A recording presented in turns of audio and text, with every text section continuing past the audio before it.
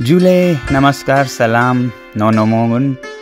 तो पिछले बार के आचुइंग स्तंभ में मैं आप लोगों को तावांग का सफ़रनामा सुना रहा था और बता रहा था कि यहाँ पर मैं बहुत सारे इदारों संस्थाओं में गया, शिक्षकों से और बहुत से लोगों से मिला, और इनमें से एक था दाहुंग इलाके का central institute of Himalayan cultural studies, जो कि चोकलामसर के central institute of Buddhist studies के तर्ज पर बना है और यहाँ सिर्फ बाहर की दुनिया के ज्ञान की ही नहीं बल्कि स्पिरिचुअलिटी या दर्शन शास्त्र का भी ज्ञान देता है। मगर आजकल के दुनिया के चमक दमक में बहुत बार बहुत से लोग, यहाँ तक कि यहीं के विद्यार्थी भी ये सोचने पे मजबूर होते हैं कि क्या हमें इस ज्ञान से कोई फ़ायदा होगा, कमाई होगी, नौकरी होगा। तो इस संस्था में मैं इन्हें बता रहा था कि ऐसे ज्ञान का आने वाले दुनिया में कितना अहमियत होने वाला है। सिर्फ ये कहूँगा कि आजकल के चकाचौंध वाली दुनिया में कभी कभी आप पाएंगे कि प्रगति, विकास, ये सब बाहरी दुनिया के भौतिक यानी कि मटेरियल डेवलपमेंट को ही कहा जाता है। तो मटेरियल डेवलपमेंट ने तो पश्चिम ने बहुत तरक्की की, वेस्ट जहाँ इंग्लैंड, यूरोप, अमेरिका ये सब हैं, और हम उनकी नकल करने की कोशिश करते रहे हैं। मगर फिर हम अब देखते हैं कि वो खुद परेशान है अपने विकास से।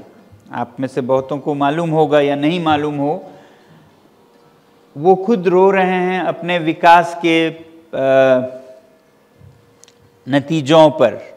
अगर आप लंदन जाएं या न्यूयॉर्क जाएं और पूछें कैसा रहा आपका ये सफ़र विकास का, जो आपने औद्योगिक क्रांति के बाद बहुत प्रगति की, तो कितने खुशहाल हैं आप, तो वो जवाब बहुत दुखी मन से देंगे कि खुश नहीं हैं, खुशहाल भी नहीं हैं। एक तरफ प्रकृति का विनाश हो रहा है, मानव जाति ही बच पाए कि नहीं बच पाए, इस पे सवालिया निशान पड़ रहा है कि इस पृथ्वी पे क्या होगा।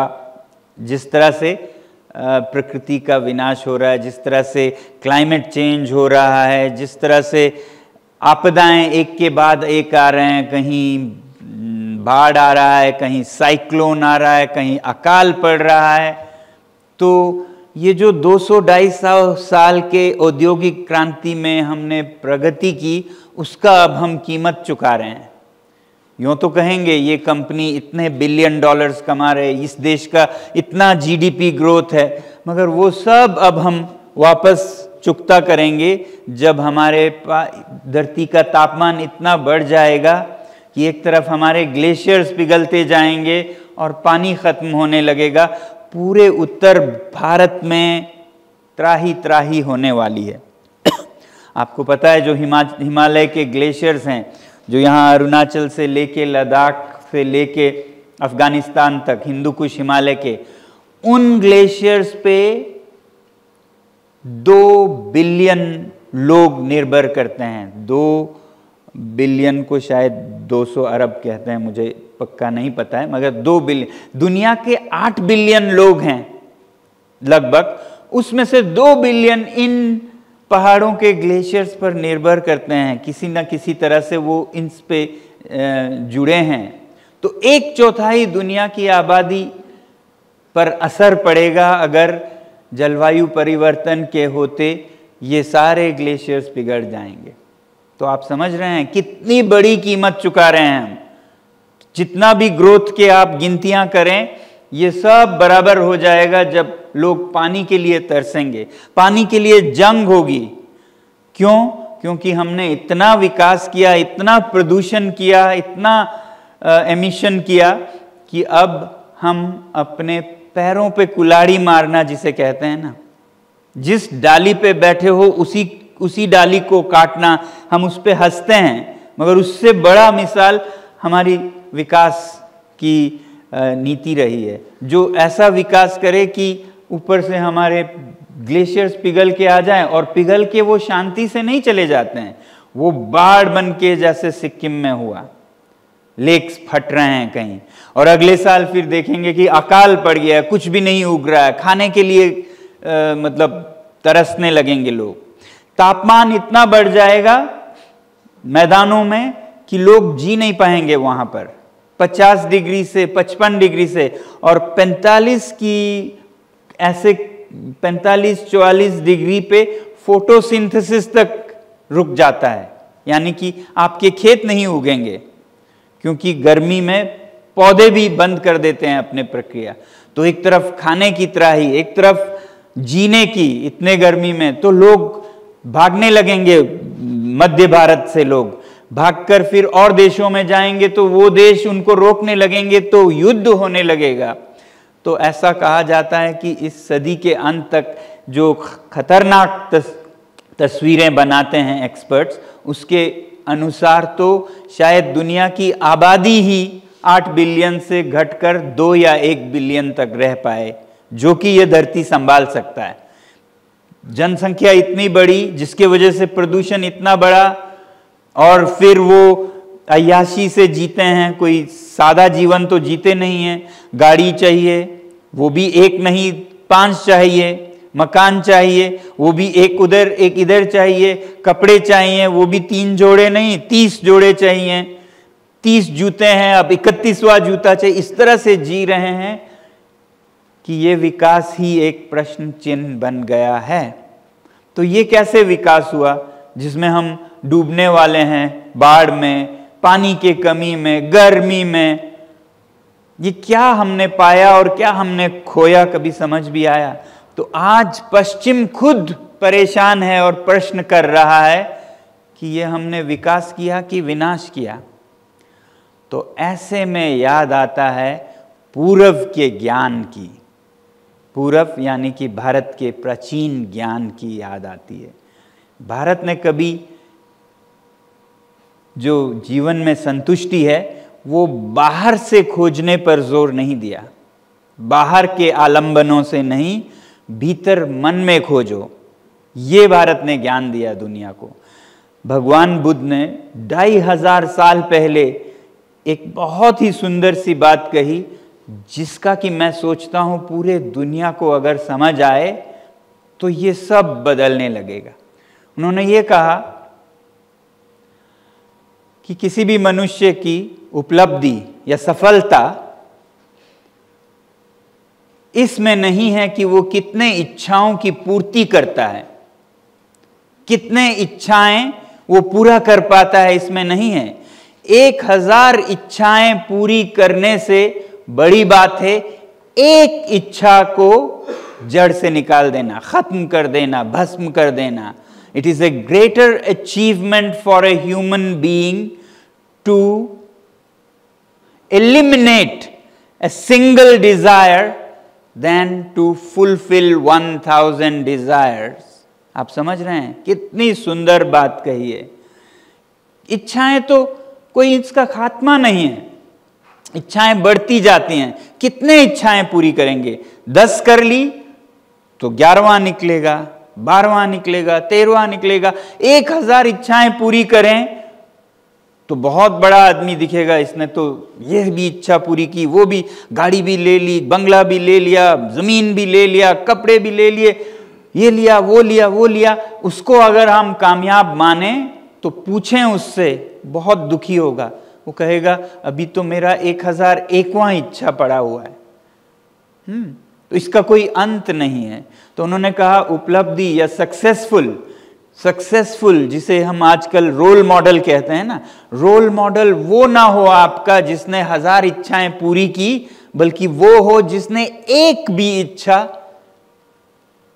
समाप्त कर दी है, जड़ से निकाल दिए। वो बड़ा हीरो है। क्योंकि पश्चिम का जो मॉडल है विकास का, वो इसी बात पर है कि इच्छाएं पूरी कितनी करें, और पूरी करते करते वो परेशान हो गए, मगर पूरी अभी तक नहीं हुई, खत्म नहीं हुआ। ये हमारा जो दिल है ना, वो हमेशा कहता है ये दिल मांगे मोर, आपने सुना होगा, ये मजाक नहीं है, ये सच है। ये दिल जो है एक बाल्टी जैसा है। इस बाल्टी में आप शुरू करते हैं, अरे मैं तो पैदल चलता हूं, मुझे तो साइकिल चाहिए, साइकिल मिल जाता है, खुश, मगर 5 दिन के लिए। वो साइकिल डालते ही मोटरसाइकिलें दिखने लगते हैं, अरे ये साइकिल खटारा, इस पे मुझे तो मोटरसाइकिल चाहिए। और करते करते मोटरसाइकिल मिल जाता है, मगर खुश कितने दिनों के लिए, 2 महीनों के लिए। फिर आपको कार दिखने लगता है, वो मोटरसाइकिल की संतुष्टि खत्म, और फिर कार भी मिल जाता है, मगर फिर उस बाल्टी में भरता नहीं है वो बाल्टी। कार, ये कार क्या, ये तो डब्बा है, अब वो चाहिए, वो कार चाहिए, ये कार बेकार है, वो कार चाहिए। कार करते आप फिर डालते हैं, फिर बाल्टी खाली। मर्सिडीज चाहिए, रोल्स रॉयस चाहिए, वो भी डाला, फिर भी भरा नहीं। हेलीकॉप्टर चाहिए, फिर ये तो डब्बा है, हवाई जहाज चाहिए। तो ये है मॉडल पश्चिम का, जिसमें आपका बाल्टी कभी भरता नहीं है, क्योंकि इन्होंने ये नहीं देखा कि इस बाल्टी का तो तलवा ही नहीं है। The bucket does not have a bottom. That's what they missed. That's what they couldn't see. So in a bottomless bucket, you put whatever, it will still be empty. The art is in putting a bottom to the bucket rather than putting more and more into the bucket. ये नहीं समझे पश्चिम के लोग। और भारत में ये कहा गया कि 1000 इच्छाओं को पूरी करने से एक इच्छा को खत्म करना बेहतर है। आपने सुना है, किसी शायर ने बहुत खूबसूरती से कहा है, हजारों ख्वाहिशें ऐसी कि हर ख्वाहिश पे दम निकले, एक एक ख्वाहिश करते करते पूरी करते दम निकल जाता है। बहुत निकले मेरे अरमान, मगर फिर भी कम निकले। समझ रहे हैं आप? तो जितने पूरी हो रही हैं, मगर फिर भी कम निकला, मगर फिर भी कम निकला। तो ये रास्ता है पश्चिम के विकास का, और हम कभी कभी भटक जाते हैं। हम का मतलब जो आध्यात्मिक अध्ययन करते हैं, हिमालयन बुद्धिस्ट स्टडीज करते हैं, उनको भी कभी कभी लगता है ये कारें, ये बंगला अच्छा तो है, मैं यहाँ क्या पढ़ रही हूँ। मगर बहुत जल्द आप देखेंगे इस पथ पे जाने के नतीजे, परिणाम, जिस तरह से दुनिया आदि खत्म होने वाली है, उससे हमें समझ लेना चाहिए अभी से कि ये रास्ता ही गलत था। जिस रास्ते का अध्ययन आप लोग कर रहे हैं हिमालयन स्टडीज में या बुद्धिस्ट स्टडीज सेंट्रल इंस्टीट्यूट में, वही रास्ता है आखिरकार इस दुनिया को लेनी होगी। नहीं, अगर बचना है तो, नहीं तो धुएं के एक पफ ऑफ स्मोक जैसे कहते हैं ना, उसमें ये दुनिया जाती नजर आएगी। तो मैं ये सोचता हूँ कि हमें सिर्फ सब्र से दुनिया को बताना होगा कि रास्ता ये है। यही ज्ञान है जो भारत को विश्व गुरु बना सकता है। जब मोदी जी कहते हैं भारत विश्व गुरु बनेगा, सुनने में मुझे बहुत अच्छा लगता है। फिर मैं सोचता हूँ क्या दिल्ली और बंबई के सेकेंड हैंड नॉलेज, साइंस और टेक्नोलॉजी से भारत विश्व गुरु बनेगा? वो तो उनकी देन है, हम तो उनकी नकल पे चल रहे हैं। असल वाले को नकल देके हम गुरु कैसे बनेंगे?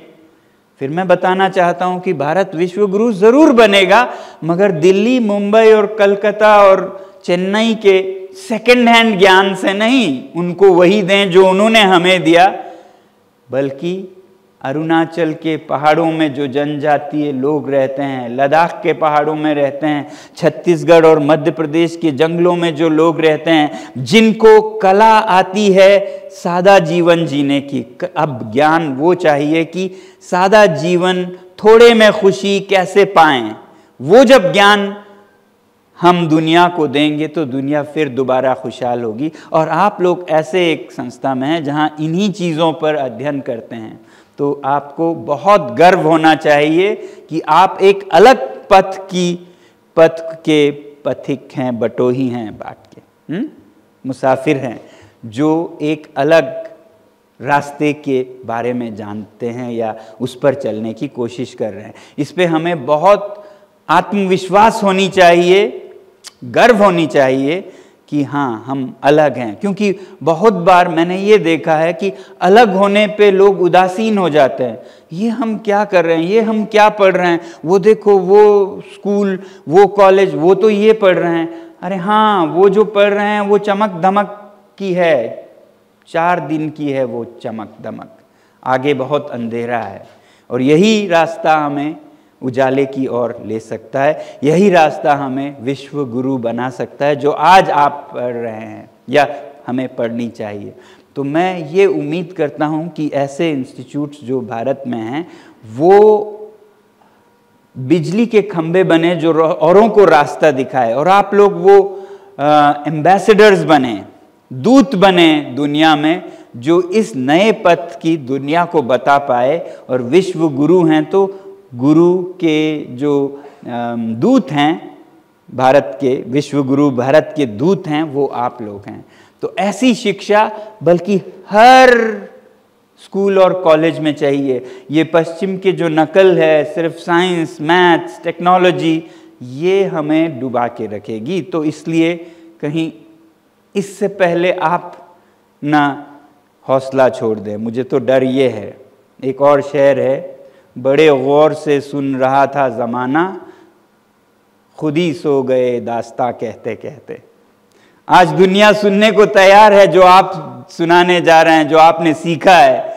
बड़े गौर से सुन रहा है ज़माना कि ये क्या है बुद्धिस्ट प्रिंसिपल्स, ये क्या है भारत की प्राचीन सभ्यता, ये जनजातीय जीवन कैसे हैं, इतने सादगी में भी खुश रहते हैं। बड़े गौर से सुनने लगा ज़माना, खुद ही सो गए दास्तां कहते कहते। आप ना सो जाइएगा, आप ना भटक जाइएगा इससे पहले कि लोग सुनने को आने लगे। तो ज़्यादा नहीं कहूँगा, मैं यही एक संदेश आप लोगों को देना चाहता था। बहुत बहुत धन्यवाद। आप प्रश्न करें तो ज़रूर कर सकते हैं। Thank you, thank